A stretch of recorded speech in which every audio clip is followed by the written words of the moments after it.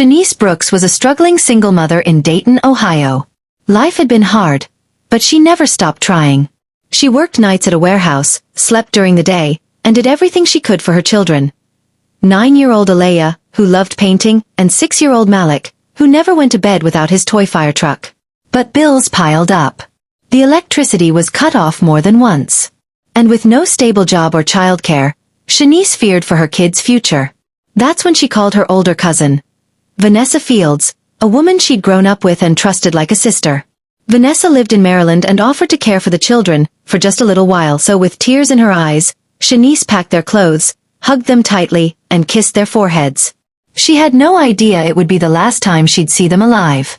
Vanessa lived in a small one-bedroom apartment in Baltimore County. To neighbors, she seemed quiet, minding her business, never bothering anyone. But inside her home, it was a different story. Alaya and Malik were seen less and less. They didn't play outside. They weren't enrolled in school. No one heard them laugh. Vanessa, who once said she'd care for them like her own, grew resentful. She left them alone for hours, barely fed them, and punished them for crying. Alaya stopped painting. Malik stopped smiling. And no one, not a neighbor, not a family friend, checked in. It was a cold morning in March 2021 when everything changed. Alaya had taken a piece of bread from the kitchen while Vanessa was sleeping. When Vanessa found out, she snapped. She screamed, threw things, and then hit Alaya, again and again, until the little girl collapsed. Panicked, Vanessa checked for a pulse. Nothing.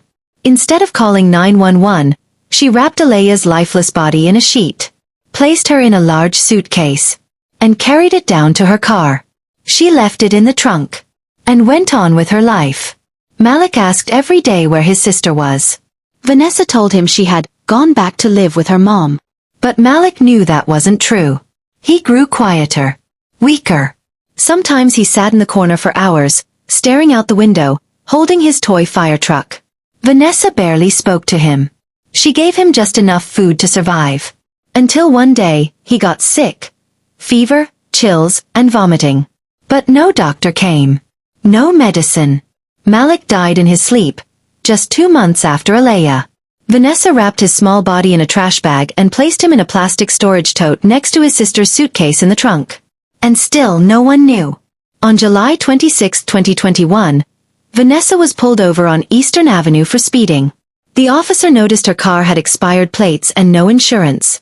While writing the ticket, he caught a whiff of a strong foul odor coming from the trunk. Vanessa froze. She opened it slowly. The officer recoiled. Inside were 2 containers. 1 suitcase. 1 plastic tote. The smell was overpowering. What he found inside would leave him haunted for the rest of his life. Vanessa was arrested on the spot. At first, she refused to speak. But under interrogation, the truth unraveled. She admitted to hiding both children's bodies for over a year. She claimed she was stressed and overwhelmed. She showed no real emotion. No apology. When Shanice received the call, she collapsed. Her babies were gone. And the person she trusted most was the one who betrayed her. Vanessa was charged with 2 counts of first-degree child abuse resulting in death. During the trial, Shanice faced her cousin for the first time in nearly 2 years. With trembling hands, she held up the last photo she ever took of Alaya and Malik. The courtroom fell silent. The judge called the case one of the most inhuman and heart-wrenching he had ever seen. Vanessa was sentenced to life in prison with all but 50 years suspended. But no sentence could bring the children back. Shanice visits the cemetery every Sunday. She leaves 2 things: a paintbrush and a toy fire truck. She started a foundation in her children's name, Alaya and Malik's Light, to help mothers find safe childcare and to raise awareness about hidden abuse. This story is a reminder. Sometimes the most dangerous people aren't strangers. They're the ones we love. The ones we trust. Please, if you suspect a child is in danger, don't wait. Don't hesitate. Say something.